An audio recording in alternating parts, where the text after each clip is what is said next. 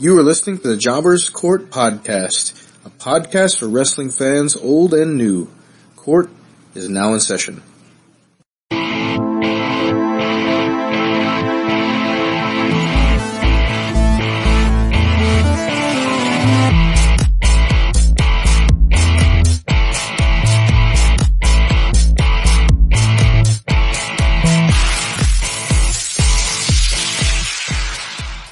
Hello and welcome to the Jobbers Court Podcast. We are on episode 10, believe it or not, and like always, we have the wise old owl of wrestling joining us today. Cedric, how are you? Doing good. How you guys doing? Well, I'm okay. Unfortunately, the Hulkster, Hulkamania, HBK, Kayfabe, were saying that Roman Reigns heard that he had said that Edge had stole his gimmick, and then he broke his jaw. So he's not going to be joining us this week. In real life, he's on vacation and loving it. So we have found a suitable replacement, someone who's already joined us on the show. And we have, once again, joining us, Optimistic Will, who, of course, is one of the most optimistic wrestling fans that you're ever going to see. All right, thanks for having me back. Yeah. Also today, as you can hear, traveling, doing his thing, we have a really special guest with us today, Mr. Sean Orleans. Sean, welcome to the show. Hey, how you guys doing? I think you might have oversold it. I don't know about real special. Maybe just like partially special. You're special to me because you took time to have a conversation with me at my first event when we got to see you, and it meant a lot just to take 10 minutes and talk to a guy about something, and not everybody wanted to do that. So to me, it's always nice to have you guys on here and get to talk to us, actual independent talent out doing their thing. So yeah, we were excited either way to have you. Well, thank you. All right, well. As is always, I'm going to let the wise old owl of wrestling go ahead and begin the interview. We're going to go ahead and that's indoctrinating you into Jobber's Court. So we have to make some type of ritualistic noise in order to get this to work. Oh, all right. Yeah, I had an energy drink in my hands and I just started spraying it at the room. Now I'm going to have to clean this up afterwards, but it's okay. It's symbolic. Yeah. All right, Mr. Sean Orleans, welcome again to Jobber's Court. Thank you for taking time. I know you guys are traveling, so this is like Rasquash said, it's pretty special that you took the time to be with us. Not a problem. It's become my trademark. I'm the first one to open up the interview with the very profound question of, at what moment do you recall, either childhood or teenage years or whatnot, when did you become a fan of professional wrestling? What is that first memory that you have where you say, yup, I remember seeing this character or this event, this match, something that started you off as a wrestling fan? And when did you decide to transition of not just being a fan, but actually being part of the business, as we know you're now an independent wrestler? Well, that's a lengthy question there, so I'm gonna try and just answer it like one little piece at a time. So if I stop, if you want to re-ask the next part of it, be my guest. So let's see So my earliest memory of liking wrestling. My dad took me to a wrestling show. At the UNO Lakefront Arena. This was back in the mid-late 80s, and Hulk Hogan was in the main event, and that's all I really remember. Hulk Hogan was in the main event, and there was a cowboy there with a branding iron. I don't know if it was Terry Funk. I don't know if it was Bob Orton. I don't know who it was, but I remember being afraid of that guy, and we were sitting up in the nosebleeds, and there were two guys who were sitting behind us who looked like the guys who sing West End Girls, who got a kick out of me reacting to the show. That I remember. The first time, and so I know that I was watching wrestling like during the, like the height of like Hulk Hogan and all that kind of stuff and like, WrestleMania 3 and whatever. But I think the first time that I remember really being struck by wrestling and like really wanting to like follow it was watching Ric Flair and Sting at the first Clash of Champions, because I remembered J.J. Dillon being in the cage up in the air, and like as a kid or like I don't know, up until maybe like a handful of years ago, in my mind that was actually now my mind's freezing. I'm sitting in a Chinese buffet and all this food's like making me like lose my train of thought. The bald-headed manager with the mustache, Gary Hart. Oh, Gary Hart, yeah. Because like I was like, oh man, Gary Hart was just like such like a great manager. And then I actually was fortunate enough to meet Ric Flair like a few years like back. And I said that was like one of the first matches I remembered. And I told him, oh yeah, cause the guy was up in the cage. And he's like, yeah, that was J.J. Dillon. And I said, really? I thought that was Gary Hart. He's like, no, dude, I was there. It was J.J. Dillon. I was like, oh, yeah, no, I will defer to you, sir, on that. But I just like that match. He's like, well, thank you. And then, he was nice enough to take a picture with me. And of course, there was another wrestler with him, and they were like promoting some TNA event. And I just wanted a picture with Ric Flair. But the guy that he was with got in the picture too. And I was kind of bummed out by it because I was like, who's this jabroni? And he looked like he was in a boy band or whatever. Mm-hmm. And it was just like kind of ridiculous. And lo and behold, that guy turned out to be, future IWGP, heavyweight champion, AJ Styles. Yep. I was say that sounds about right. Because like I wasn't watching wrestling at that point, when I got to see Ric Flair, and like I'd never paid attention to TNA, and so I had no idea who AJ Styles was. So yeah. That would have been funny. That would have been funny if you would have started arguing. No, Mr. Flair, you're wrong. That was Gary Hart. Okay. I thought about it for a second. I was like, I'm pretty sure it was Gary Hart. And then I was like, yeah, I'm not going to argue with Ric Flair. Just not going to argue with Ric Flair about anything. He might have chopped him in the chest. He's like, now that you remember. He'd be more likely to like back bump and then maybe like knee drop his jacket, but that'd have been good times. Right. And you, sir, whoever you are, you need to get out of my picture. Yeah. Justin Bieber wannabe. I was just like, yeah, who's this guy? I don't know what they're doing. And yeah, so there's a photo, like I've got a photo saved like somewhere of me standing in between AJ Styles and Ric Flair. And that's pretty cool. Like AJ Styles when he looked like he was in the lost member of 3 Count. Right. I work at a TV station. So, that's how I've been fortunate enough to like come across, these guys, cause they, come in to like promote their event, like when they're in town. And, sure. I think like a year ago, maybe actually it was a little bit more than a year ago, I got to meet Sheamus because he was in town, like promoting some, WWE live event. And when you're like right up close to him, he's not as tall as he seems, but he is wide. He is just a wide human being. And big shoulders and big arms. And, I went up and introduced myself to him, and I just asked him, like, for just any sort of advice. Not the whole, like, oh man, how do I get to be where you are? Not like that. I wouldn't do that because that, like, I guess I look at that as being kind of rude. I just, like, anything he could just, I look at it like if there's somebody who's further along than me, I don't say, hey, help me out. I say, hey, what any advice or wisdom you have? And he just told me, like, have fun and don't do anything crazy and be safe. And he just kept emphasizing the whole have fun thing. Yeah. And so I think a lot of that stayed with me because like in the last, I don't know, maybe like in the last 8 months or so, I've really started to have more fun wrestling. He finished his comment by beating his chest and yelling "Feta!" something, I don't know.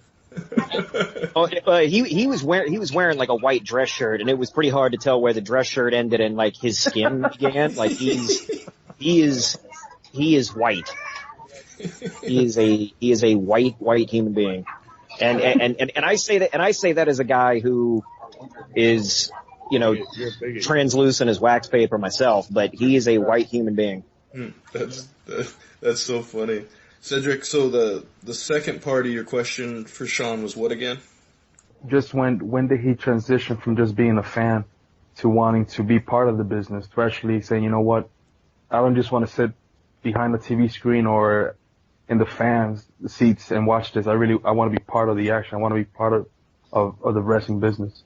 Okay, cool. So that's kind of like a lengthy thing too, but I'm not going to worry about giving the cliff notes here. So hopefully this will answer any other question. So I was a fan from the mid 80s until probably 2001 or 2002. I don't remember if I actually watched WrestleMania 21 or not. So I think I dropped out somewhere after WrestleMania 20. I kind of just got put off by a lot of the nonsense going on. There was I'm trying to figure out how can I put this. Okay, so the Katie Vick stuff kind of put me off. So some of the angles. Stuff. Yeah, that and I didn't like how everything was so focused less on wrestling and more on backstage authority play or whatever, okay. Let's focus on that. And I was just kind of bummed out by that. And so I just said, all right, fine, I'm done.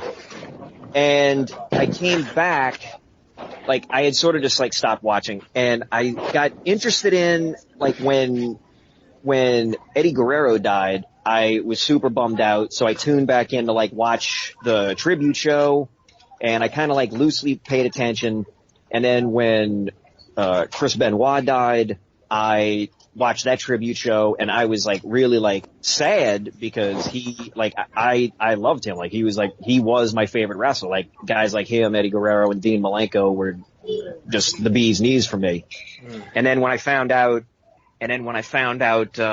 what happened with Benoit, that I at that point I threw my hands up and I just said, okay, I'm done.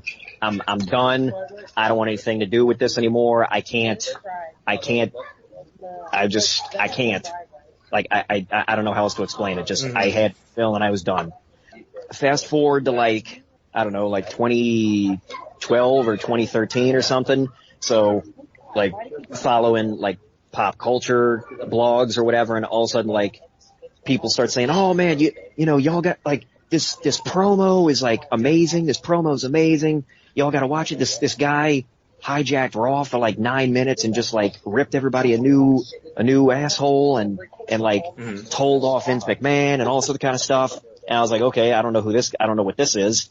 And it was CM Punk, who again, I didn't know who he was because I wasn't paying attention to wrestling from 2002 to, 2013 or whatever. Yeah. Right. And so he, cuts that promo and I'm okay, this is amazing. I dig the hell out of this. I don't even know what this guy does, but I want to pay attention and see what happens with him. I started to slowly get back involved and paying attention to what happened on the shows. And I'm sorry, I got to rewind. So in college, I did want to try and wrestle. I went to college in New Orleans, born and raised in New Orleans, went to college in New Orleans, and I wanted to try to wrestle. Unfortunately, the closest place I could go to actually train to be a wrestler was in Texas with the Funks, and they were charging thousands of dollars that I didn't have and that my parents weren't going to give me. So I was just all right, well, that goes on the back burner, and then nothing ever came of it. Jump back, the CM Punk promo, I start following wrestling again, and I just say, you know what? I'm approaching my mid-30s, and I still have a yearning to try it. So I should try it now before I wake up one day and I'm in my, mid-40s, and I say, I should have tried this. I'm still of a mind where it's if I fail at it, okay, I at least went out and tried it. Nobody will ever be able to say, oh, he never tried it. I'd rather go out and give it a shot and whiff at it completely. Went online, looked up some places, found a place, and started training there. And did that for like a year and a half or so, and then about a year and a half, and then I started working with Michael Elgin. Oh, okay. Yeah, no, it's, obviously another one. Yeah, I was gonna say we've had obviously we've had a couple people on the show that related or in the same manner as you have trained with Michael Elgin. I think the whole thing for me, my biggest question I'd have for you then is, what did you take as, I guess, your wrestling training, and then you've more applied it to being more of a manager? Or at least when I've seen you, you were a handler or a manager of talent. Is that primarily what you do, or do you wrestle primarily? No. I actually do everything. Mm-hmm. Like I guess to put it in baseball terms, I'm kind of like a utility infielder. Okay. Who can kind of just like do whatever. When I started, an opportunity came for me to do commentary because the training was, for me, it takes me a while to like pick things up and to like learn stuff, and that's fine. I learn at my own pace, and I'm cool with that. So they were like, well, you're a good talker, so let's have you do commentary. I did commentary for a while, and I'm good at that. And then it was like, all right, well, we want you to start managing now while you're still getting ready to be a wrestler. So I started managing, and I still do that every now and then, and pretty good at that too. And then they finally started letting me wrestle, and the wrestling's coming along. I'm always learning in that regard. And since then I've gotten to do refereeing, which I think I'm pretty good at, and I've gotten to do ring announcing, and I was even a commissioner for about a hot minute there. So yeah, I've gotten to do just about everything, but I look at myself more as a wrestler. Okay. But I do anything. Yeah, I just personally hadn't had a real good chance to see you work, and the opportunities I've got to see you, it's always been in a more of a managerial. I know obviously you're great on the microphone. You're always entertaining. So I guess the last thing before we get into the main part of the show here for your interviews, talk to us about, I guess, your character, who Sean Orleans is, and sort of like where'd you come up with the gimmick? What was a couple of your influences? Things like that. The gimmick. Oh, I don't know. Like it's kind of just me. Like that's mostly who I am. I mean, like I was just gonna say you're a very nice person, very respectful, polite person. Like when we met you, and you can tell, based on this conversation we've had. Sure. Sean Orleans, though, on the other hand, is can be that annoying heel presence. He can be that real agitator of a crowd. So where did you kind of channel that from? Well, I mean, you can say it. I'm a prick. Like sure. That's like I'll say it for you. I am a prick. So I guess we all wake up on the wrong side of the bed from time to time, and so somebody puts a microphone in my hand and says, "Hey, go make these people boo you or hate you." I got no problem doing that, because it's like you're telling me I can go out and tell people what I think of them, and you're going to give me money for it? Okay. I will gladly go out and do that. I will gladly go out and point out the hillbillies and, like make fun of like some podunk folks, or make fun of some people. And I can be real good at like agitating people and like pissing them off, and riling up small town city mayors. Like I'm really good at that. Getting removed from an actual venue. Yes. Being escorted out of a show.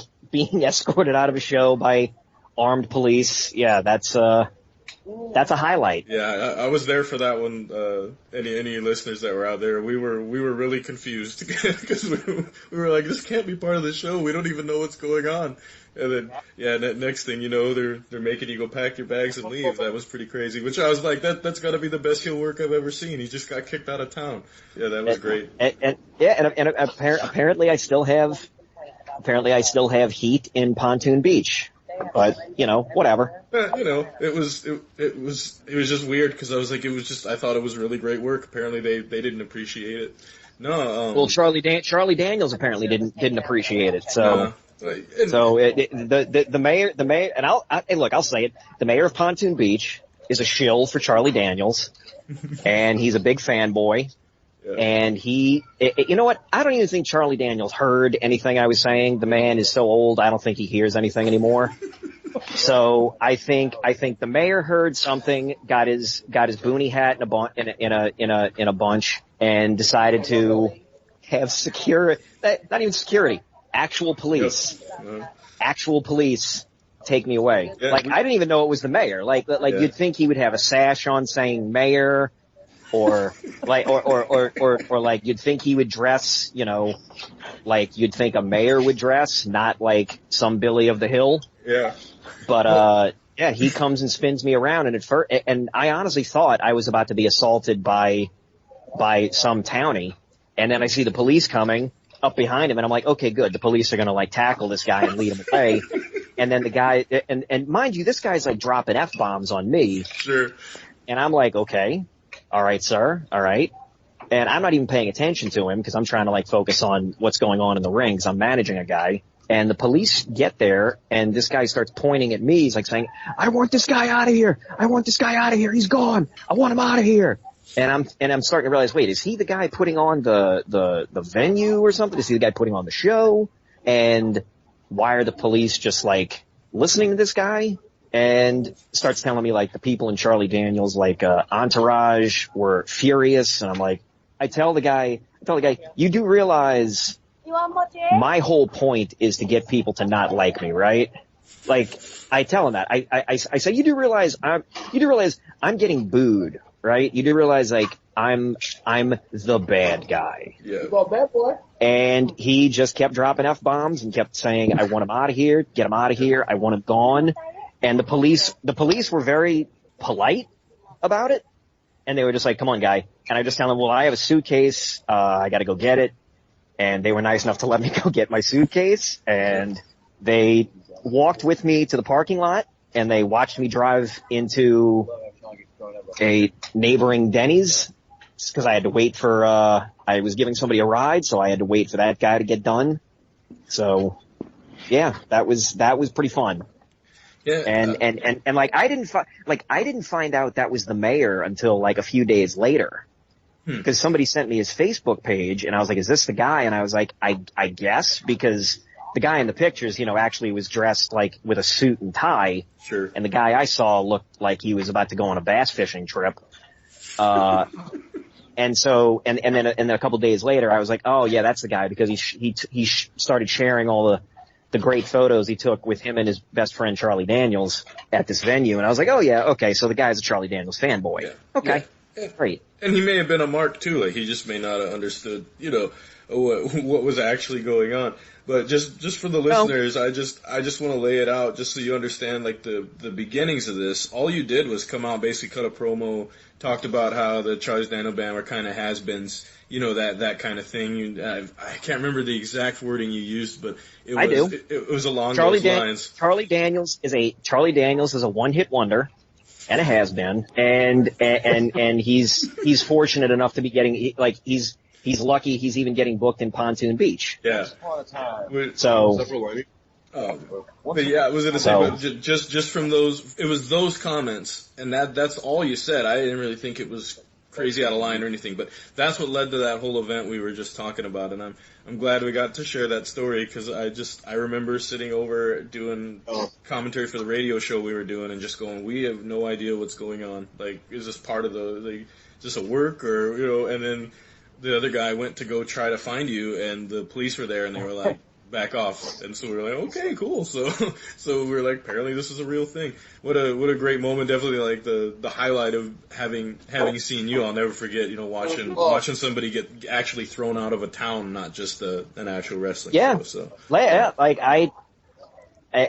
that's the second time something, like, that's the craziest thing that's happened. But before that, like, I was wrestling, I was wrestling like a handicap match against Demarius Jones. Like, I don't know if anybody knows him, but he's like a fun guy to watch. I do. We just actually got to see him like, a couple weeks ago.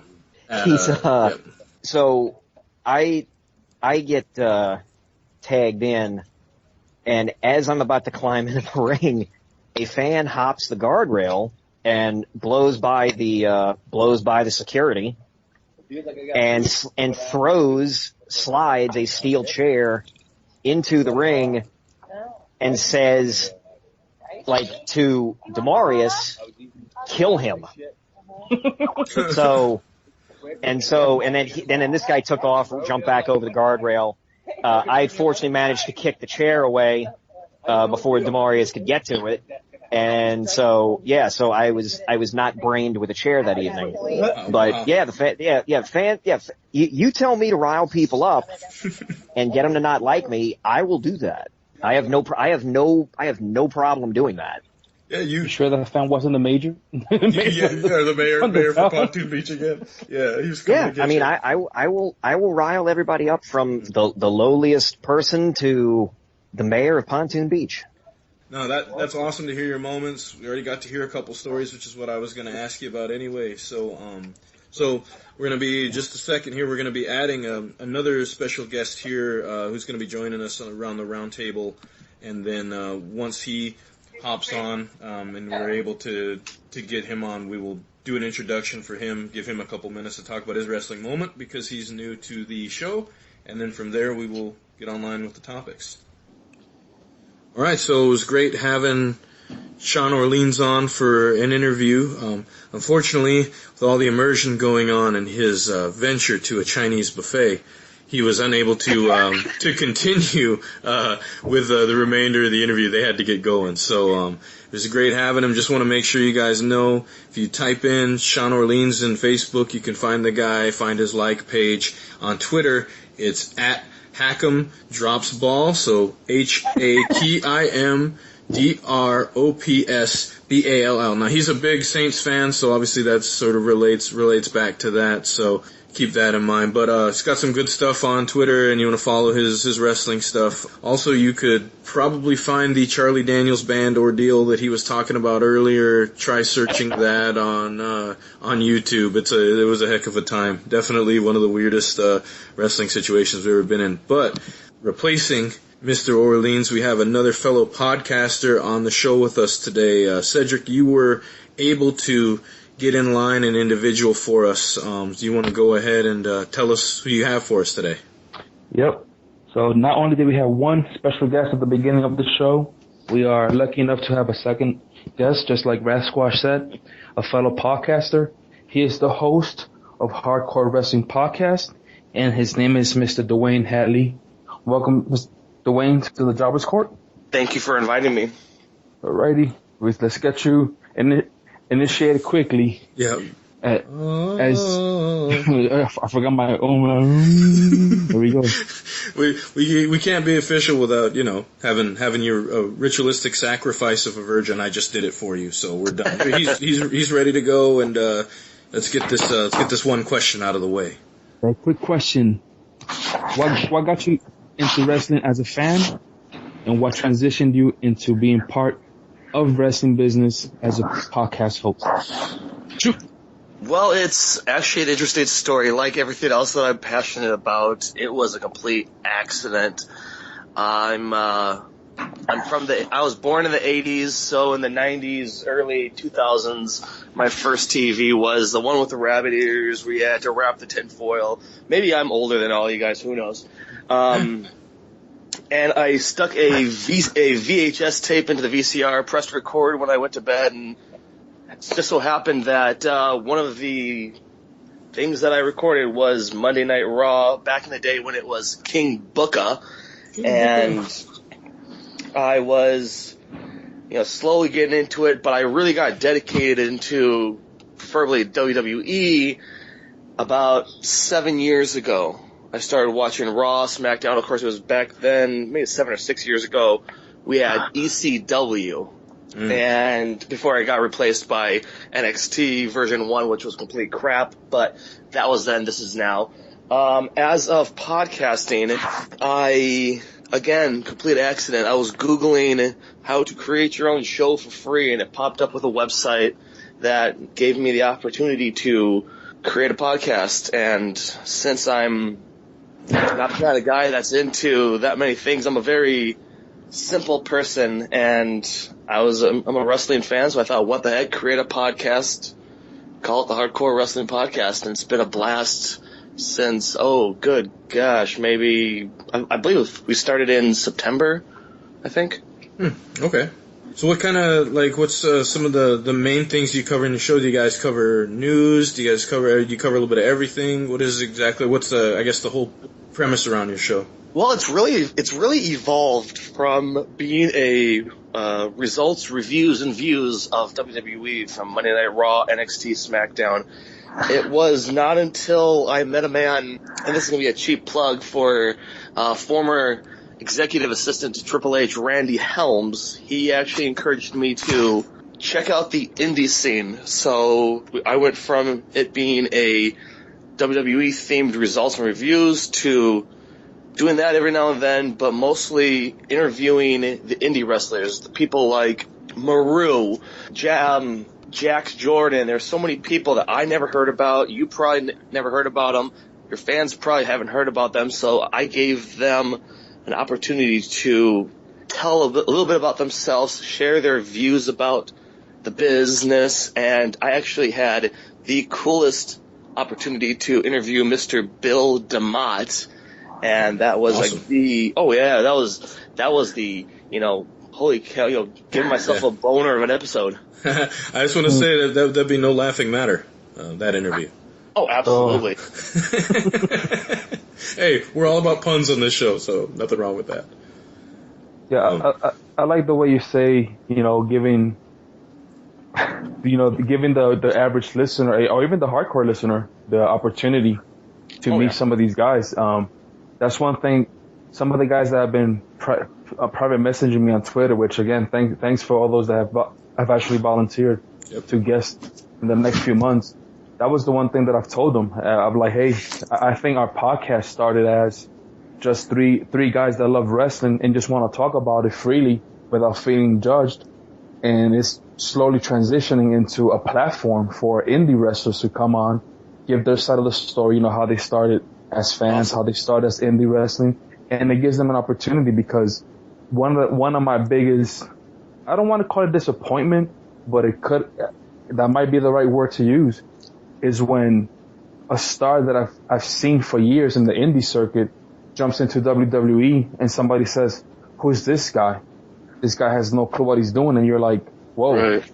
This guy has been around for over a decade, and it's not his fault if the way they're starting to build his character is almost like an unknown person. Not everybody is going to walk in like an AJ Styles, so... It's good. And that's where we're at, sadly, in the WWE, where people are being, how would I word, as just, not embarrassed, but just, spit on. Like, okay, you got the people like, let's talk Daniel Bryan. He started off in the Indies. He was known in Ring of Honor. He is such an awesome guy. Unfortunately, he had to retire way too early. But once he got to the WWE, it just seemed like, to me, I don't know if it was just me, but he seemed like he was just some, hillbilly baboon. Maybe that was just me. Interesting. Yeah, I think we discussed it in a previous episode, and we kind of agreed to disagree, but at the end, cordially, we all kind of came to a midpoint, which, yes, is understandable that not every indie wrestler is going to walk into the WWE with the same, star welcome. And some of them start a little bit slowly, but at least we agree that it's good for the average listener to at least know a little bit of that person. Not that the WWE will be the first taste of the person. So that's why I appreciate the podcast that allow the indie wrestlers the opportunity to say, hey, there is another world outside of the WWE. I compare it to the UFC. Let's just admit that. Let's just accept this. The indie wrestling circuit, the indie world, is the backbone of professional wrestling. If there was no indie wrestlers, if there was no indie environment, I honestly don't think we'd have the WWE or TNA or Ring of Honor or New Japan.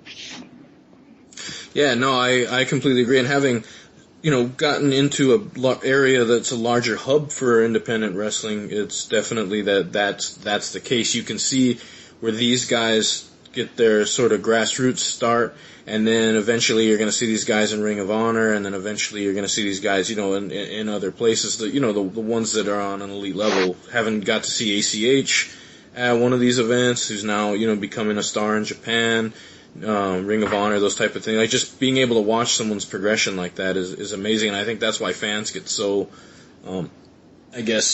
so married into this character and just so into him, because they get to see that progression. So I think people who are into independent wrestling just get to see an entire different side of the business than just the people who watch on Mondays and Thursdays.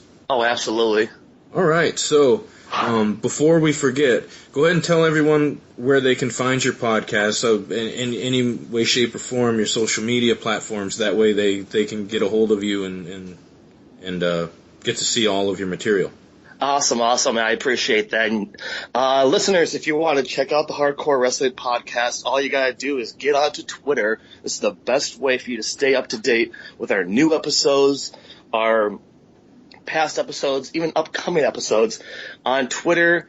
Our Twitter handle is, and I love this, it is at HCW Podcast, all one word. As a matter of fact, if you ever see that hashtag podcast, that's yours truly, Dwayne Hadley, the host of the Hardcore Wrestling Podcast. But we're on Spreaker, we're on Stitcher, we're on iTunes, we're trying to get onto iHeartRadio, because you got to be on all sorts of different forms of media, not just Spreaker or iTunes. You got to be on all of them, so that the millions and the millions will hear you worldwide.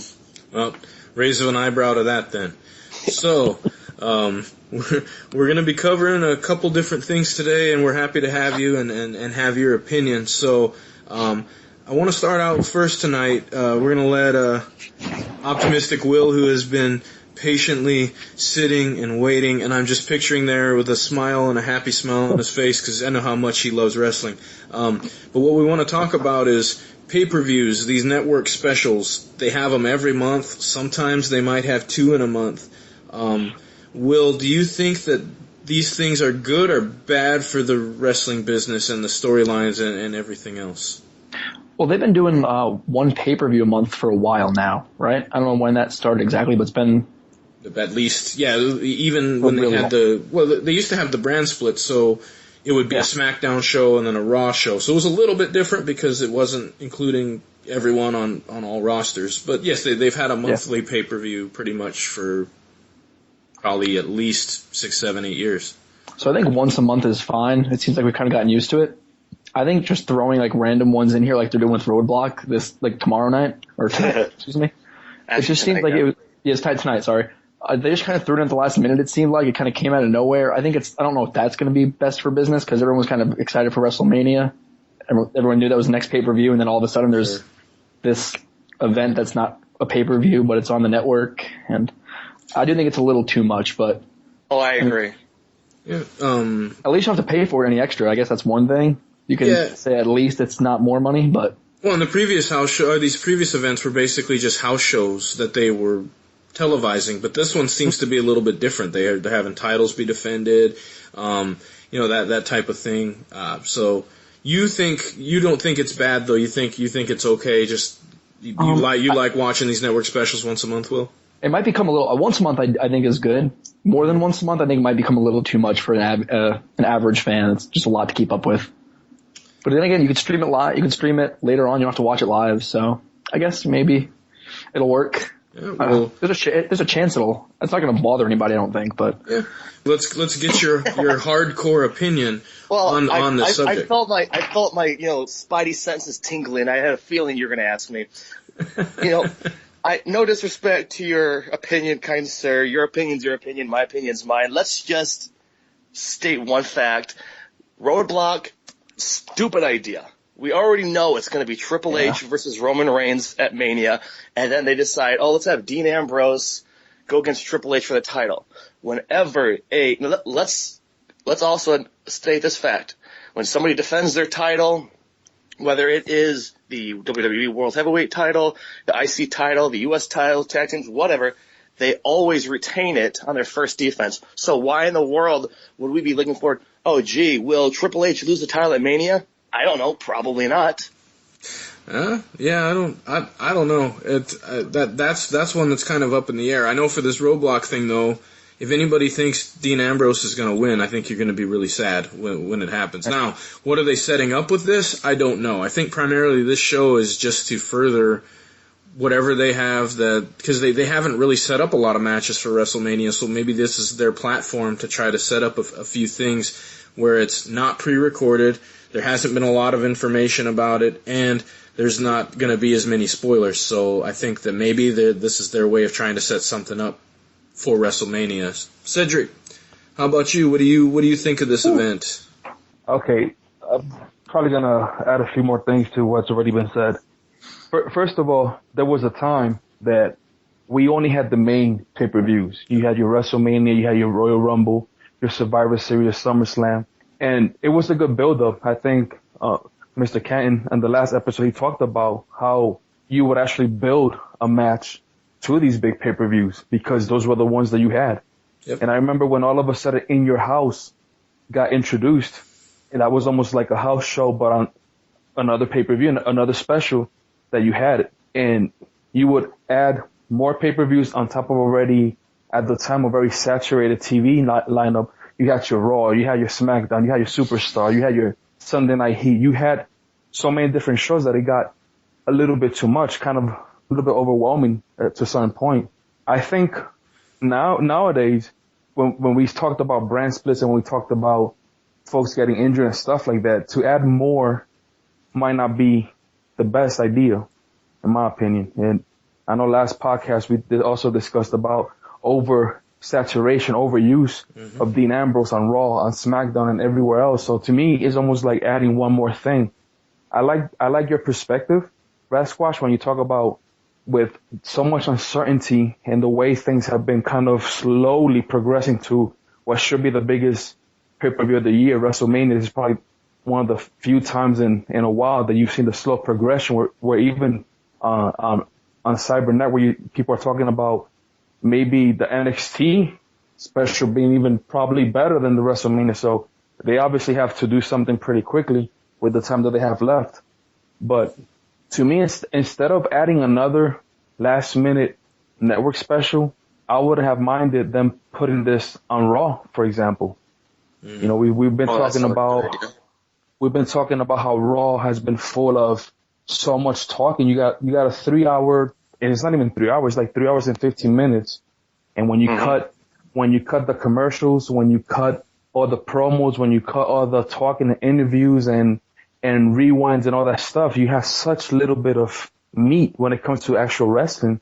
And sometimes even the wrestling itself is not that good that I would have not minded, instead of a network special like Roadblock, maybe just adding it to Raw. But, you know, Raw is the main show, the A-list show, so why not put this on Raw? And who knows? Like you said, you know, might be disappointed thinking that Dean Ambrose is going to win. That would be an incredible...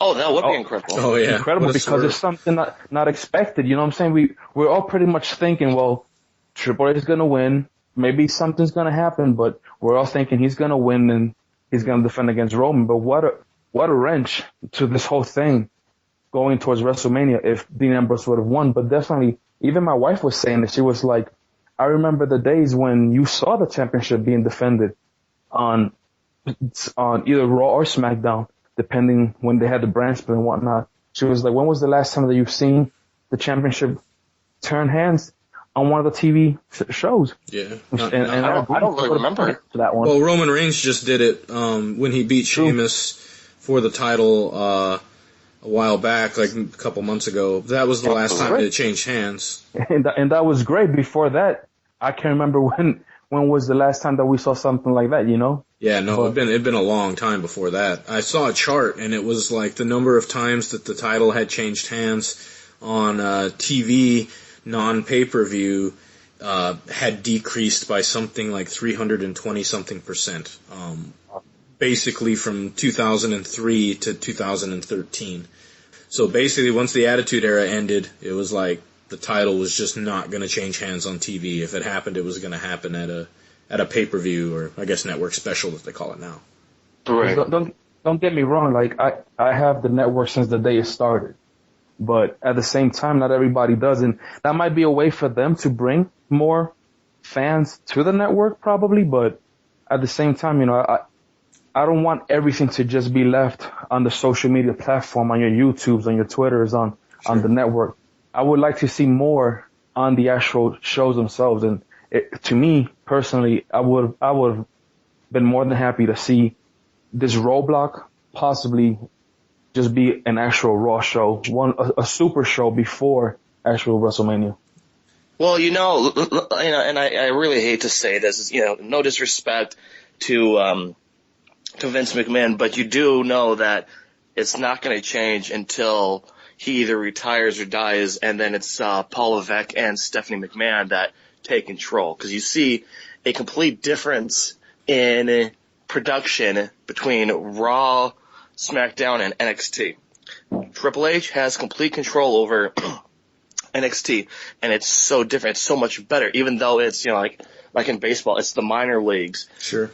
But yet it's better. And then you look at, and like I said, I've been a fan for 6-7 years, and even I know that SmackDown is really bad. I mean, this was like worse than back in the day when ECW was around and they called it extremely crappy wrestling. We see it on SmackDown. I think the problem I have with SmackDown isn't so much that the wrestling's bad and the product's necessarily bad, it's that you don't get a lot of the product, because on SmackDown it's going to be the Raw Rewind and then all the packages that they play on Raw, so when you get the actual matches, then the matches you are seeing are basically the same matches you saw Monday, but they just have very little meaning. They've all been spoiled on Tuesday, so for all of us insiders that are already following wrestling, we already know what's going to happen, so how excited are we to actually sit down and watch the show? I think that's, you know, that's the main issue. For me personally, just talking about this roadblock thing, they didn't have a pay-per-view technically scheduled for this month, so technically Roadblock would count as this month's network special, so I guess that's okay. The issue I have, though, with monthly pay-per-views like this is that the world title has to be defended on every single one of them, it seems like. And you cannot build a storyline when your world title has to be defended at every single network special. And if that's happening, it's hard to have a long, I guess, work for this entire thing, because month to month there's a winner and a loser. Whereas back in the old days, you had WrestleMania was 6 months away, and these two guys may not have even wrestled each other, or maybe once and twice in that entire 6 months. And so when they actually hook up and get in the ring together, it's like something new, something fresh, it's something you can be excited about. Now you get to watch the same two individuals that have been going at it back and forth. I kind of like the fact that Triple H hasn't wrestled a lot. I like the fact that him and Roman, they've both had their beatdowns, but otherwise they've not really squared off. Because at least now you build that up to WrestleMania and you get to see them in a legit match where one's not sneak attacking the other one. So that's good. In a way, I'm excited about that as a wrestling fan. How they've built it, that's a whole nother story. But I don't have any issue with the angle that they're presenting right now with Roman versus Triple H, outside of Triple H being like 45 and starting to slow down a little bit. But anybody have anything else on these for network special? I think it's good to have one monthly. I just think you oversaturate the title. I think if it was something where you focused on the Intercontinental title at one of these things instead of the world title on every single one of them, I think it could help. I think it could help the business. Or have a tag tournament as one of your network specials where you could, you know, something like that. That would be a little bit different. I like gimmicks for the different ones too. Like when we get tables, ladders, and chairs, that's cool because it's different. When you get Money in the Bank, although I don't know why Money in the Bank is its own network special, because it's unless you're going to do every match as a Money in the Bank match, it really doesn't make much sense to have that as kind of a gimmick. They have do they have one that's still Extreme Rules? They used to have Extreme Rules. I don't think they do anymore, do they? Yeah, it's after Mania, right? Oh, it is after Mania. No, I thought that was Elimination Chamber, but that's... Yeah, they have something.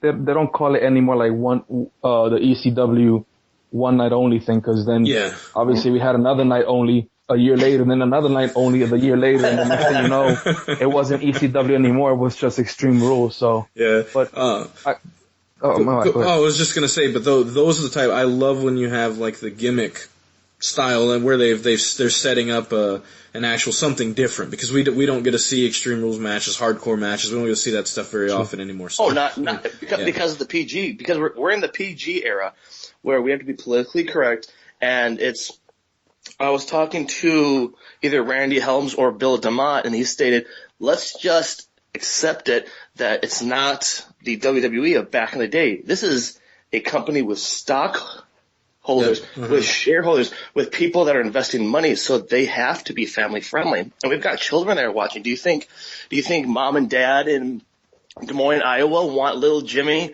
or I'm sorry, R-Truth, little Timmy to to be watching some wrestler, insert the one you don't like, John Cena, getting his head, bloody to the pulp? No.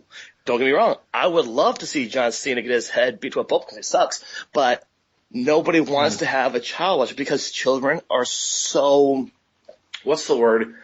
Sensitive? Not sensitive. It's like, oh, I saw it on wrestling. Oh, let's go, let's recreate it at recess. And then what's going to happen? Yeah. They're going to have a lawsuit because some kid took a steel chair to somebody's head and busted, the kid's head open. Yeah, they get that on Pokemon, the show. Yeah, Pokemon, the show. I was going to say, so the 80s was technically PG, and then into the early 90s, they were still PG. But I still watched Jake the Snake Roberts unleash a cobra on Randy Savage on TV.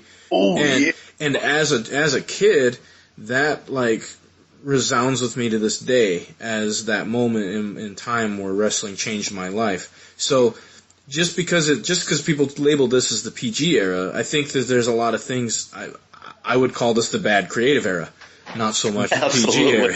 So, well, do you remember back in the day before, I don't know if anybody was watching it, when Vince comes on and he said that you're probably tired of having your intelligence insulted with this, say your prayers, drink your milk, take your vitamins. Then they introduced the Attitude Era. But it seems like we're going back into that insulting us phase where they it's really pathetic, boring, it's going to happen type of wrestling. We want to be surprised, and we're not getting surprised as much as we used to. Yeah, but I think the problem is now with the internet wrestling community is back in the 80s and early 90s, people were still bitching about the product. It's just they didn't have a live forum that they at their fingertips that they could just hop on there and everybody just complain at once. I think this complaining was still going on and all that was still going on, but you'd go to your friends at school and be like, oh, I hated this or that or this, but you were talking to 3 people. Now you can get on Facebook and you can troll all you want and talk about how, this and that sucks and all this and that sucks. Any of us have ever tried to book a match in our lives, but I think that that's the difference. I think all this stuff existed, but social media has just changed it all. So it's not just social media. It's having to be politically correct, not wanting to offend anybody. Like, there's, when's the last time we saw blood? We saw blood when Triple H was slamming Roman Reigns' head into the announce table. Yep.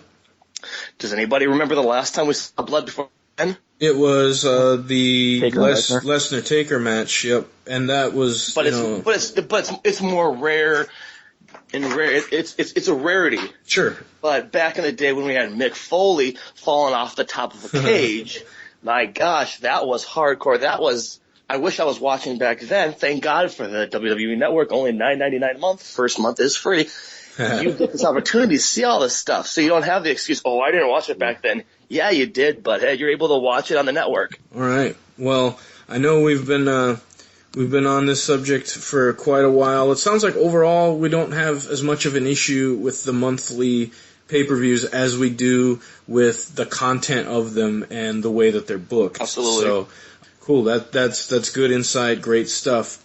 Kind of linking these two things together, we want to take some time and talk about fan interaction at pay-per-view events, kind of today versus what you see in the past.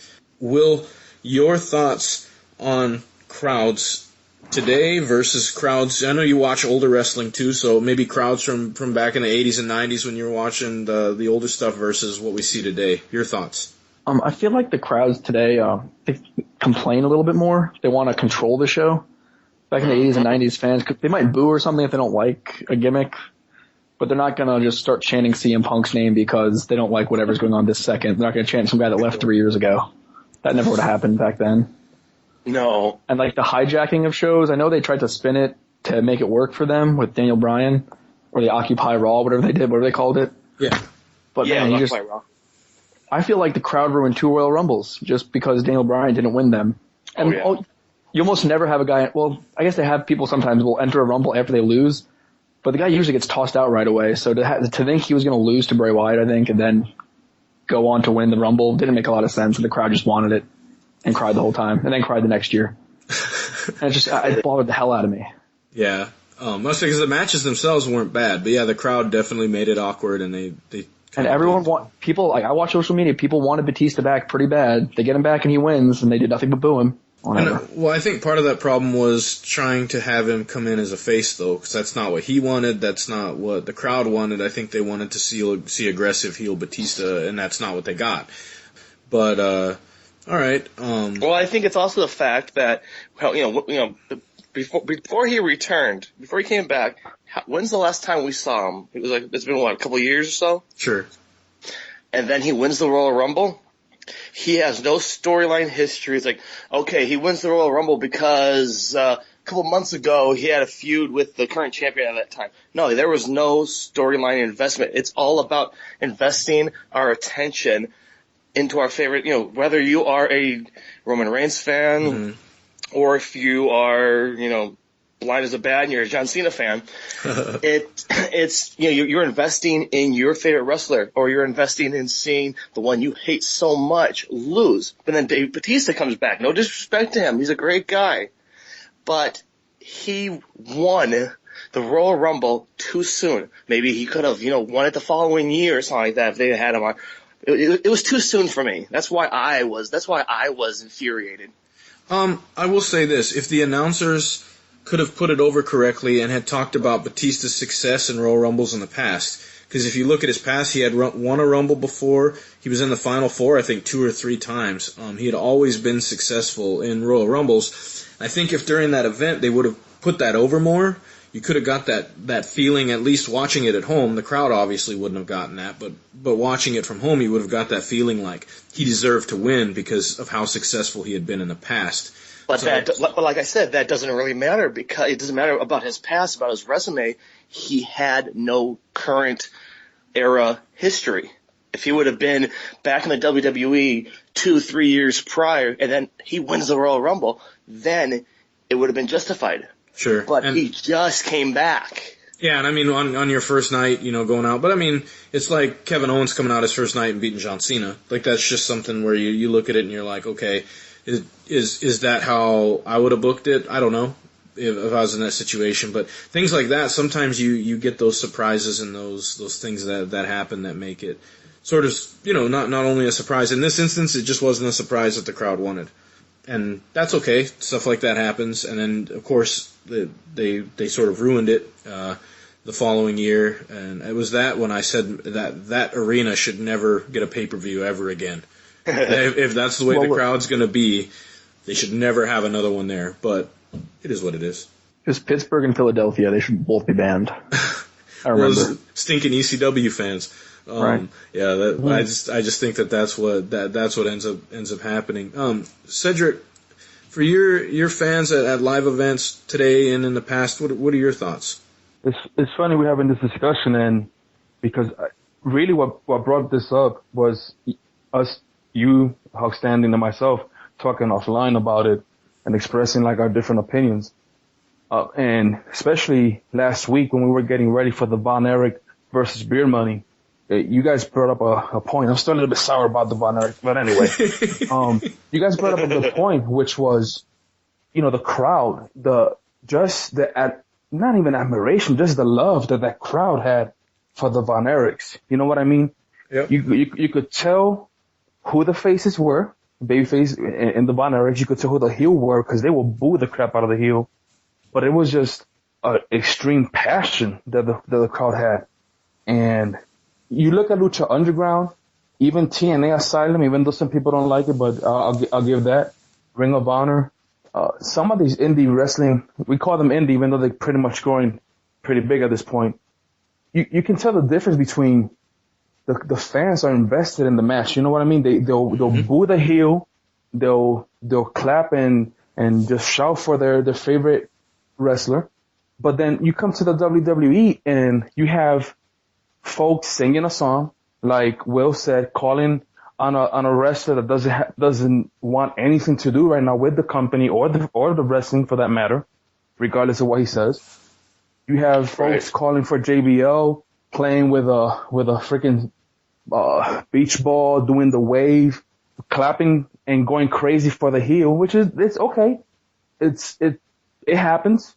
Booing the crap out of the babyface or just so upset with the result. I know the first thing that someone will say is, hey, they paid good money, so they're allowed to do what they want. Okay, yeah, that is true. It is true, point blank. There's no ifs or buts about it.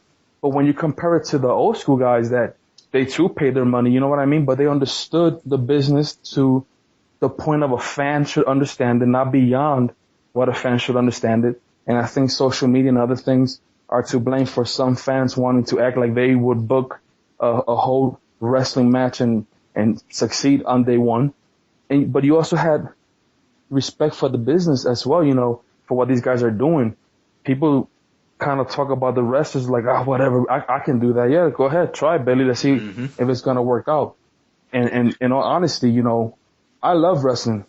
And my coworker yesterday was funny. He asked me about the podcast. This is a whole different thing, but he asked me about the podcast, and I said how it was going. I told him about today's guest and the followers, yada, yada, yada. And he called. He said, well, I'm so happy that you can take your little hobby and actually whatever else he said afterwards, I don't recall, but I remember those words stung. And then afterwards he was like, hey, I didn't mean it as a bad thing. And I was like, well, you know, that's when I realized. Well, you know what you do?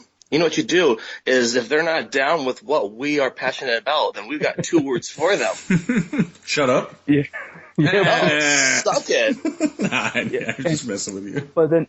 But that's someone who does not follow wrestling. But then you have people within the wrestling community showing the same disrespect to the business. And again, be as passionate as you want in a live event or pay-per-view or whatnot, because one of the events that stuck to my mind was when NXT went to England, to the UK. Mm-hmm. And I was okay with them singing for Bailey, and I was okay with them, some other comments, you know, and their passion and whatnot. And the fan interaction, you guys know I've always said, for me, what makes indie wrestling special is the interaction between the wrestler and the fan. The fan becomes part of the storyline, and I appreciate that. But when the fan wants to take over the storyline, that's when I'm like, hey guys, you know, there is still a wrestling match going on.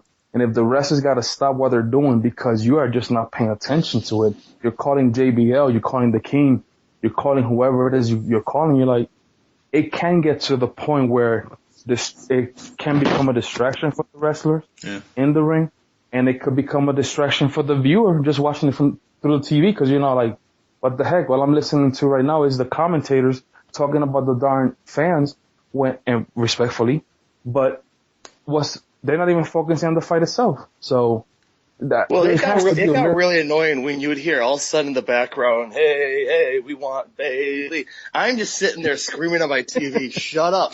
My wife is in the other room saying, Dwayne, they can't hear you. Mm-hmm. And it's like, really? Yes, they can.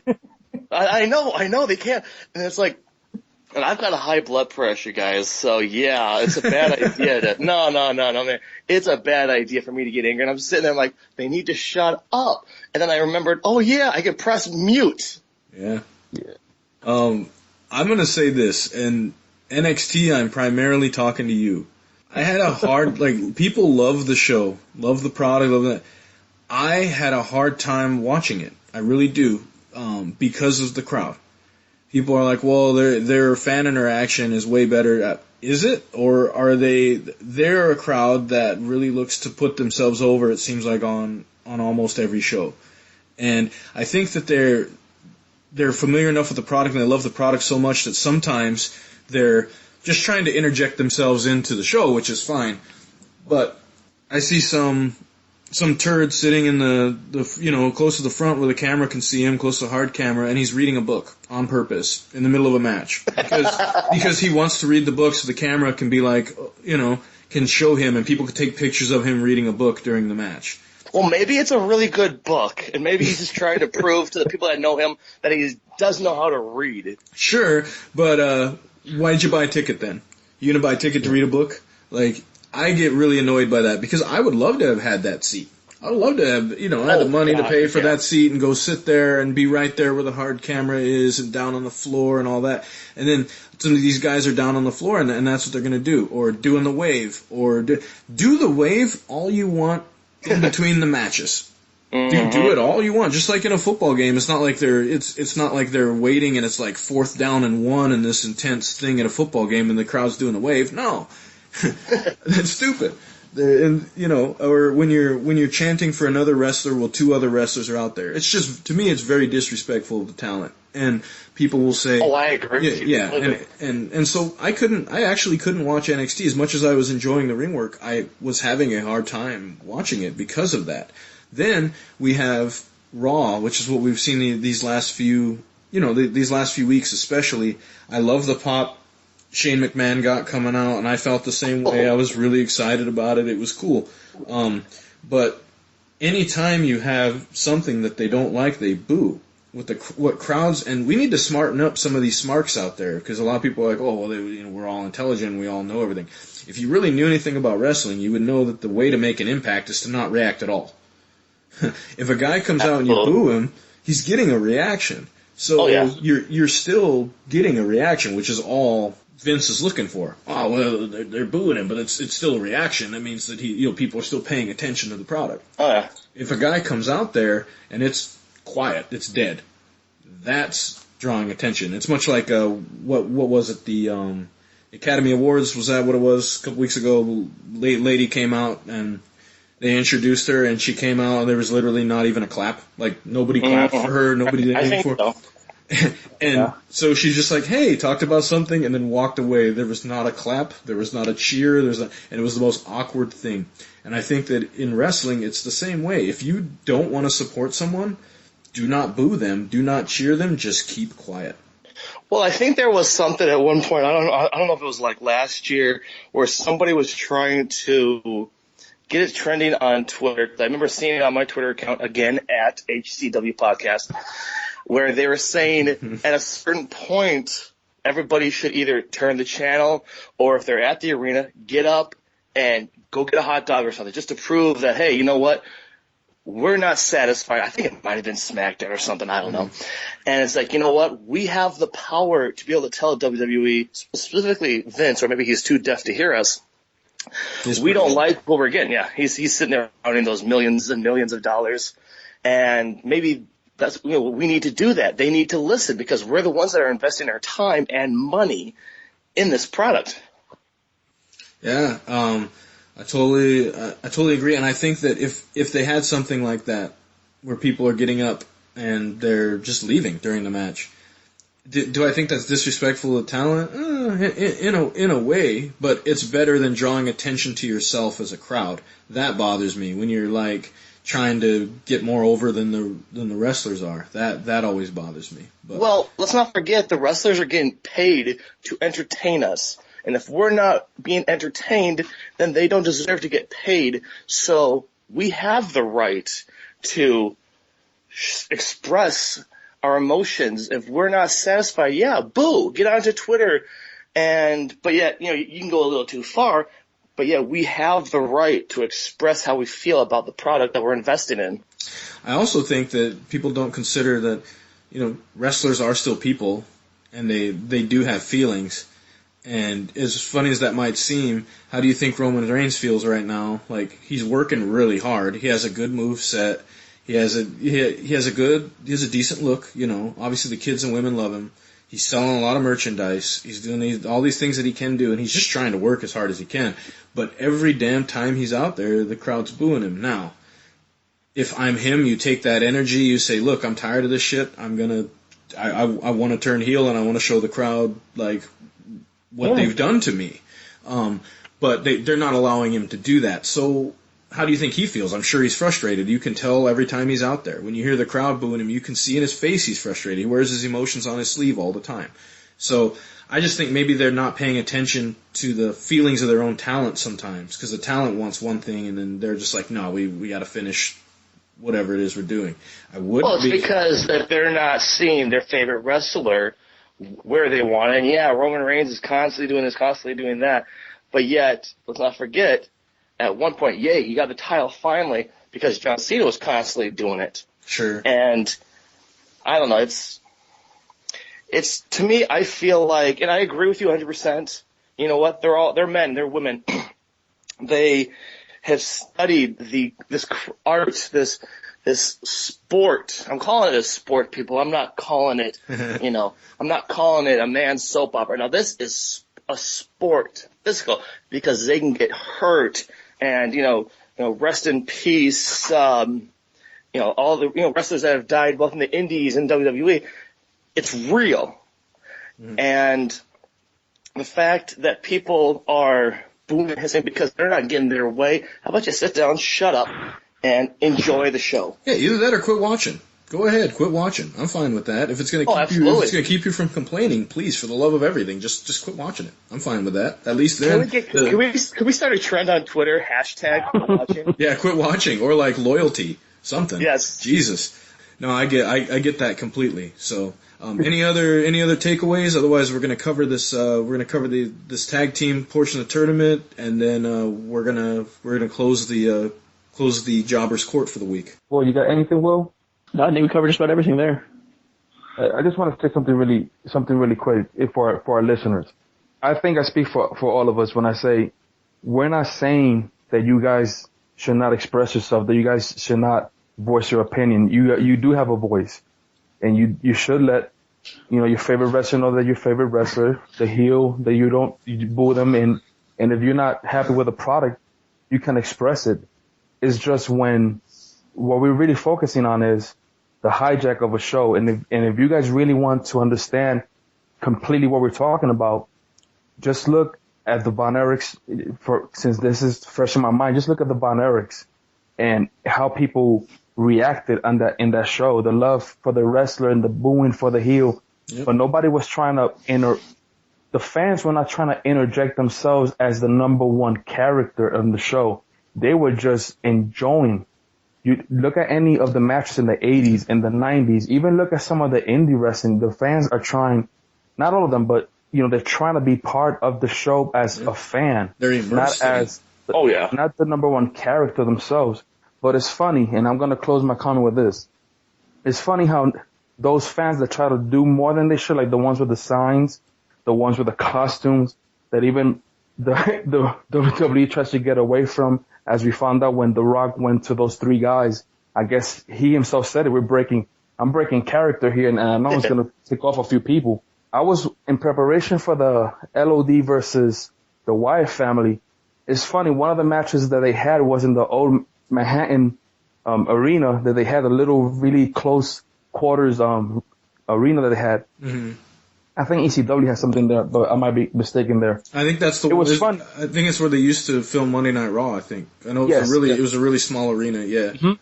It was funny because Mr. McMahon was actually the commentator, and people started screaming Nitro sucks, and then they started screaming Bischoff sucks. And what did Mr. McMahon say as a commentator? He's like, fans, come to Raw where your voice will be heard and you can say whatever you want, bring your signs, we don't mind, we're going to put them up here. Fast forward to today, is the whole different ballgame. That's the last thing he wants to see. I think it's an abuse of power with some of the fans. Yeah, I got you, but it's just funny how things change, like when you look at how it was back then in the 90s to how it is now. Yeah, you don't have competition now. You had competition back then, so you're like, go ahead, let's get over as much as we can because we actually have WCW to compete with. Now we don't have any competition. You don't want anybody putting bad stuff on your product. But at the same time, it's like we were saying, we want folks to focus on what's going on in that arena. Like you said, maybe it's because of the competition. He did not mind people screaming while a match is going on, stuff about WCW, which obviously caught the attention of the camera, caught the attention of the commentator. Today here we're on the podcast pretty much saying, that's not what we want to see. We don't want something that's going to interrupt what's going on in the ring. I don't want to hear the commentators talking about what's going on. You know what I mean? So it's almost like how it flipped. What was cool back then, for whatever reason, now all of a sudden here we are saying, you know what? It really is not that cool today. I want to focus on what I love, which is the wrestling. Okay, well, I know, Dwayne, you're a busy man. Oh, and, yeah. I know, you got other things you're going to be working on today. Go ahead and give us your info one more time, and then we're going to skip in here, cover the last bit of the tag team tournament, and then we'll be out for the day. But please let us know, one more time where we can find you and get all of your information. Well, thank you again, each and every one of you, for allowing me to be here. Before I go, let me just voice one thing. Enzo Amore, Big Cass, when are they going to get their debut on the main card? That's all I got to say. Anyway, thank you again. If you want to check out the Hardcore Wrestling Podcast, it is so easy. Even the Jobber's Court can check us out. Is the Hardcore Wrestling Podcast on Twitter at HCW Podcast. Follow us on Spreaker.com, iTunes, Stitcher. If you want to send us an email, it is simple. The Hardcore Wrestling Podcast at gmail.com. If you're a wrestling fan and you'd like to come on the Hardcore Wrestling Podcast, or if you're an indie wrestler, I'm not trying to steal, guests from the show. You guys have a great show. I have nothing but respect for you guys. Keep up the good work, and let's do this again soon. Let's do this after Mania, maybe. Yeah, that sounds good. I know we're booking up guests pretty fast right now, but we're definitely looking at getting some return panel members and that on. We could always use fellow podcasters, fans, anything we can. So it was great having you. Or we can go to your show. Oh, yeah, maybe. Yeah. Who said that? Well, I don't know if you guys are hardcore enough, but sure, why not? Yeah, well, Yeah. I would say that I'm definitely more of a fan of softcore. You take that however you want. Well, you guys take it easy, and I'll see each and every one of you next time. Yeah, man. Thanks a bunch for being on. All right. So we're going to go ahead and cover the last bit here. So we have an interesting booking this week. Some people may or may not agree with what we've selected, but we're going to have the Wyatts, which is going to be Eric Rowan and Luke Harper versus the Legion of Doom. Now, just before we get into this, we're going to have the Wyatts working heel, the Legion of Doom and the Road Warriors working face. Wyatts are going to have both Braun Strowman and Bray Wyatt ringside. So keep that in mind when we're looking at the booking here. But Will, why don't you start us out with your thoughts about the Wyatts? The Wyatts, recently it seems like they're almost jobbers, especially Eric Rowan. I don't know the last time he's won. Yeah, he's a giant jobber. It makes me feel bad. And it's too bad because he has some problems. He's pretty big. They're both pretty athletic guys, especially for their size. Mm-hmm. And they never really accomplished anything as a tag team. I know they had a few title matches, I think, against the Usos, but correct me if I'm wrong, they never actually won the titles, right? No, I don't think so. I think they won the NXT titles, I believe. And in NXT they had a ton of momentum and were one of the top. They were the top tag team over there before they got called up.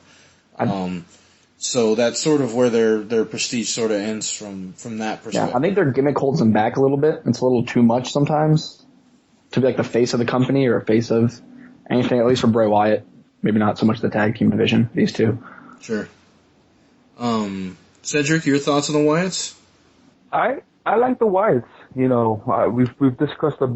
We've discussed gimmicks in today's wrestling, and I think their gimmick works, and this is something I was going to mention earlier, and I'm going to say it based on the whole Wyatts, but sometimes things go as the fans react, but at the same time, for the fans to react, you got to give them a good product. And I thought about that when you guys were discussing SmackDown and SmackDown not being a good show.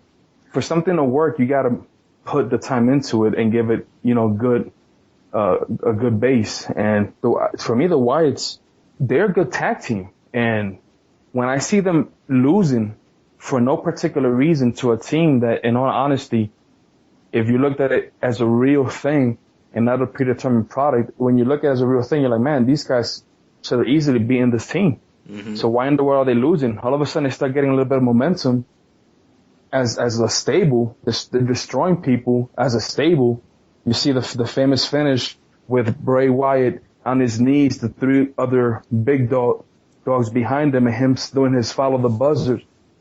And you're like, whoa, here they are again, coming up, and next thing you know they lose, and you're like, come on, man, they're a good tag team.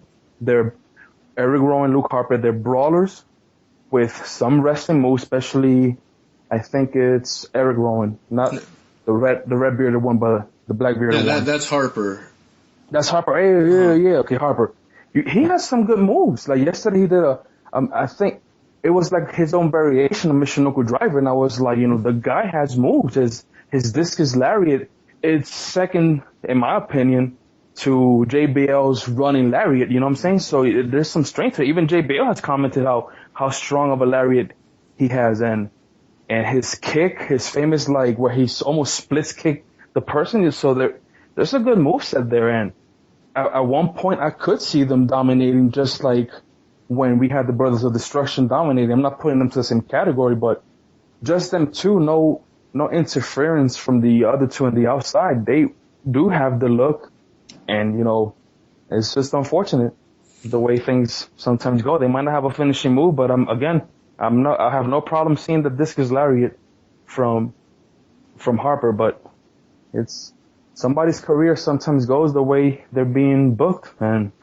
I agree with Will. Lately, they've been serving as jobbers, and unfortunately not to folks that have their same size or their same strength, but to folks that you kind of wonder why, why now? Why lose now when I thought you guys were trying to build this tag team? I don't necessarily look at them as true jobbers, but what I see them as is sort of that mid-level tag team that just doesn't seem like they can get that break to get into the elite level. Almost like a gatekeeper type thing. Teams beat them to elevate their own status, but then it just leaves them in this void right in the middle of everything. Harper on his own was an Intercontinental Champion. Yep. So the guy can work. He's one of the best big men workers that they may have in the whole world, actually. He's pretty amazing, just from a work perspective.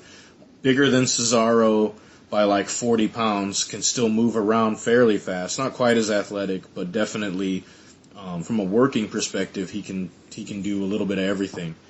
So to me, the main thing in this is going to be the fact that their stable just isn't booked properly.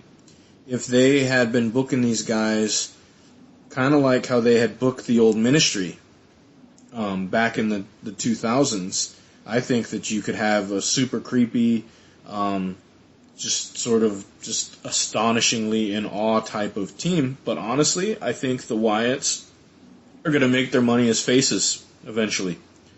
They already have so much crowd interaction with their entrance. They've already got, that all behind them.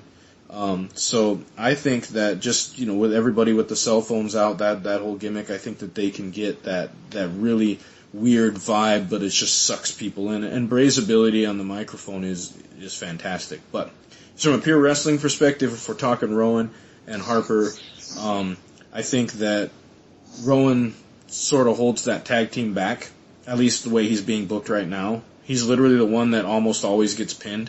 He's the one that almost always is eliminated first. And it's almost his fault that they can't ever catch a break. So it seems like they're booking to keep Luke Harper strong, and they're pretty much just making Eric Rowan their sort of whipping boy. All right, so turning the page, we're going to come back the other direction. Cedric, talk about the Legion of Doom for just a minute. Oh my gosh. Road Warriors. Getting ready for this podcast, I think I must have seen over 2 hours of footage on the network. Another cheap plug for the network. Yep. But $9.99, and first month is free. And again, just getting ready for this fantasy matchup, just seeing the crowd, there was something I don't think my daughter really got it too much, but I think she's more of a Wyatt fan. But just as soon as you heard that, ooh, what a rush, your hairs would just stand up and you were just ready to see these two guys come in with their spike pads. It was just amazing. The paint, the face paint, whether it was LOD, Legion of Doom, the Road Warriors, whatever name they went by, this tag team has been multiple time champions. They have found success, I think, in every single company, whether CONUS or overseas. And they were just the tag team to beat at one point. I know now we kind of see the Dudleys that way, but I think at one time it was just the Road Warriors. It was hard not to like them. A lot of teams have kind of copied their gimmick. I remember Demolition at one point, folks were like, hey, these guys are copying the Road Warriors, except their spikes are a little bit smaller.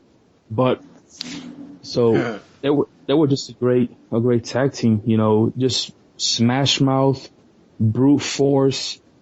It's not gonna be a pretty match. Even as faces, it was not gonna be a pretty match in the sense that there wasn't too much technical, although I was surprised to see how technical Hawk. I kind of Hawk's pretty technical too, though. I think we missed our Hawk standing guy, but shout out to him. Yep. But Enjoy your vacay. It was amazing to see how Hawk just combined some finesse moves, his suplexes, his power slams, his fist to the face. He had a pretty wicked neck breaker for that matter, and he just moved his lariat from the third row, second row, first row, whatever he wanted to jump off from another person's back. It didn't matter. It had the strength written on it. And then Animal, what can we say about Animal? He reminds me of Jim Neidhart in the sense it was nothing pretty. It was just straight just, I'm gonna whoop you. Sorry, Heart Foundation and all the other guys that I might have messed up on my picks, but I just love it. I can now appreciate just seeing the workhorses on a team like the Anvil, like Big E, and in this case, like the Animal. It was a good combination, just two strong men, and you were just gonna get it. It was a rush. Trust me. It was a rush yesterday. What a rush. Oh, all right. Will, your thoughts on Road Warriors / Legion of Doom? Yeah, the one thing he hinted on is how successful they were as a tag team. Like in the late 80s, I think they were 3-time WWE champions. Yep, and they weren't there that long. No, they weren't. And then everywhere they wrestled, they were champions. Mm-hmm. So just looking at it that way, I don't take my prediction two-way, but yeah, I think they're definitely the more accomplished tag team of these two. And I would say, thinking back to a couple matches that you could remember, what did you think of their style and how they match up with the Wyatts? The Wyatts are probably a little more athletic, especially Harper. Mm-hmm. He can definitely get off his feet a little higher than either the Road Warriors could, or at least they never did. But I think that's kind of the era too, like the big brutes were kind of the late 80s. That's what people wanted to see. Mm-hmm. So they never tried to do anything else like a high leg kick. Just because nobody else was doing it, there's no need to. Yeah. So maybe Harper is a little more well-rounded of an athlete, but it's just for tag team wrestling. One tag team wins most of their matches, and this other team loses most of their matches. So yeah. One thing I'll say is the Road Warriors are known as one of the stiffest tag teams in history when it comes to working. They were known to literally beat you up, and if you were working the Road Warriors and they didn't like you, you better protect yourself because they were going to beat you up for real. Having to take and here's the other thing I think that, I mean, obviously we're going to give our choices here in a minute, but one thing that puts them over is their tag team finishing move. It's always copied. Yes. It's one of the best ones in history, maybe the best one in history.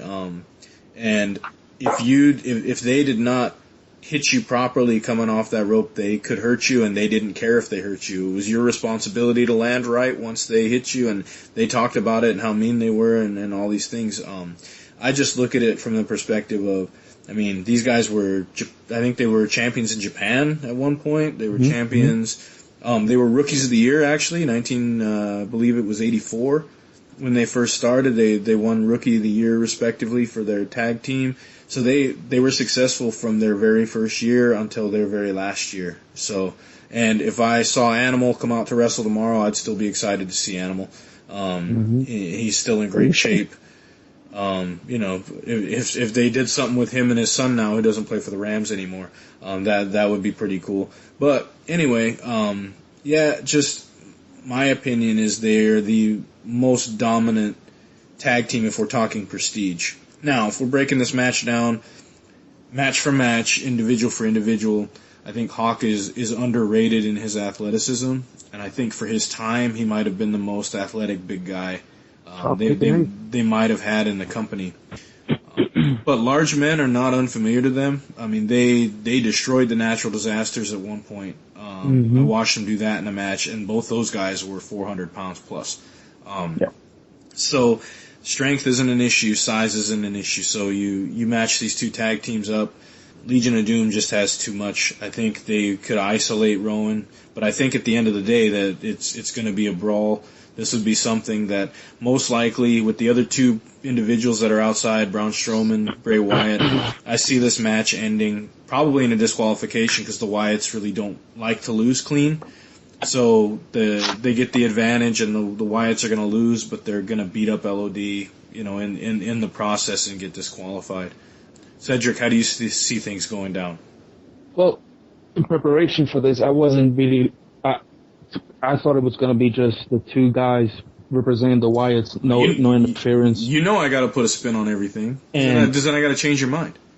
And then I know. Last week I was a little bit still stings. When it wasn't so much what was in the ring, but who was in the ring, and I think Prestige pretty much beat the Beer Money even before the fantasy matchup even started. But so I'm gonna.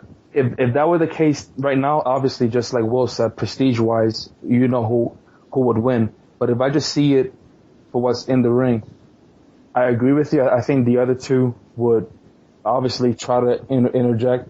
But even as faces or baby faces, whatever word you want to use, I think LOD was just that dominant. They will find a way. They're going to find a way. If it's a chair, if it's freaking resurrecting Jimmy Hart as the mouth of the South and grabbing the Nasty Boy's helmet off his hands and hitting you with it, they're going to find a way to neutralize the two that are in the outside. I think they would. And again, I remember last week we talked about the Claw. I think this week, if the Doomsday device is put on Rowan or Harper, because I know Animal's going to pick him up. I saw him pick up the Godwin guy. The Godwins reminded me pretty much of the Wyatts. Very much. They had the really big one outside, and then they had the other. I think it was two of them, and there was a third one. Well, you had Hillbilly Jim was their manager initially, and then you had Phineas I. Godwin, Pig, and Henry O. Godwin, the Hog. And yeah, Phineas was bigger, and then you had a more Luke Harper looking guy in Henry O. Godwin. And I saw him pick him up, and even though the Doomsday Device finishing move was interrupted, freaking Animal just puts him on a power drive, and Hog just jumps and spikes him. So they're gonna be. I saw Hog win with the Doomsday. I saw them win with the spike power driver. I even saw him do a old school backbreaker, not on the knee, but actually lift you up and on the shoulder, just drop on your back and beat you that way. Or just a Heart Foundation kind of move, lariat, that instead of running off the ropes, he would jump off the third rope as a lariat, as Animal was holding him, just like Jim the Anvil would hold the opponent. So, to me, I like the Wyatts, but just how they've been losing to a few teams, I think they will lose to LOD, because once any of those moves get placed, it's going to be a 1, 2, 3 with Hawk doing his imitation of depending who came first, Hawk looks almost like the Undertaker, just putting his hands over the chest, lifting himself up, sticking the tongue out, and Animal just standing behind waiting for him to stand up. Yeah, no, I totally agree. And I also saw the spike pile driver. Then obviously they're not allowed to do stuff like that anymore. It's probably for the best, but yeah, what a crazy looking move. All right, Will, how do you see this match going down? What do you see happening? Yeah, either way, maybe the two guys on the outside do get involved and they get disqualified, but I don't see any way of the Wyatts winning that match. Just LOD was too good. Yeah. Especially to where the Wyatts are now. Mm-hmm. And I think when we're comparing this, we're trying to think of the Wyatts maybe when they're at their best. But even on their A game, yeah, I see what you're saying. They lost the Usos at their best most of the time. Ouch. Yeah. I'm not a huge fan of that. I don't know what it is about them. I'm just not a huge fan. Well, to me, I think that I think it's just everything else. They're oversaturated. Then the comparison to some of the other tag teams. But I read one interview with him. He got Harper got I guess the way he said I'm a team player, like the one time he got to talk, Vince didn't like that he didn't use a Southern accent. Yeah, that was on the back of the line. That was on Jericho's podcast. He did that. Yes, right. That's what it was. So maybe that's part of why the tag team also suffered. that was a long time ago. It's weird to think something like that had such an impact. I heard that's why he really didn't get as huge a push as an Intercontinental Champion was because of that. But all right, guys. So to me, this one's a no-brainer. Legion of Doom. Who's going to beat them in the following rounds? I don't know. It's going to be fun to go back through and continue to look at some of these brackets. But what do we have for next week, Cedric? You got anything for tag teams? Yeah. For next week, I like the big man. I like the brawling. So we're going to go with the Hooligans versus Demolition. The Hooligans versus the who? Demolition? Yeah. So Axe and Smash, and we can even put Crush in there if we want. yeah, well, I don't know. We'll have to see. Crush kind of made me sad when he came along because that means Axe wasn't there. Just for the people who don't know, the Hooligans have been the last 2 years in a row, they've been considered the best independent tag team in the entire world. So a lot of stuff out there on YouTube with the guys. They're both short, like 5'8", 5'9", big rotund fellas, but they fly around. They do the flippy stuff. They do the hard hitting impact. And they wrestle a very good hardcore style match. So I'm looking forward to next week. We should have the Hulkster back as well. I want to thank Will once again for joining us, filling in for him this week. It was great having you, Cedric. Once again, pounding us. Talked about getting drunk earlier with that. You talking about you're providing a how exactly did you put it? You said you were going to bring the rum, being Puerto Rican. Or bring some of the Puerto Rican Bacardi rum with my knowledge. That's right. But drunk with so much knowledge that he's gonna throw up. Hangover. Yeah, you're gonna get a hangover from all that knowledge. But that's great. But yeah, thank you guys again. And this is the Rasquatch getting ready to sign us off. And again, hope you enjoyed Jobber's Court. Keep liking us, supporting us, commenting. It all helps. Thank you guys so much, and enjoy your Monday night.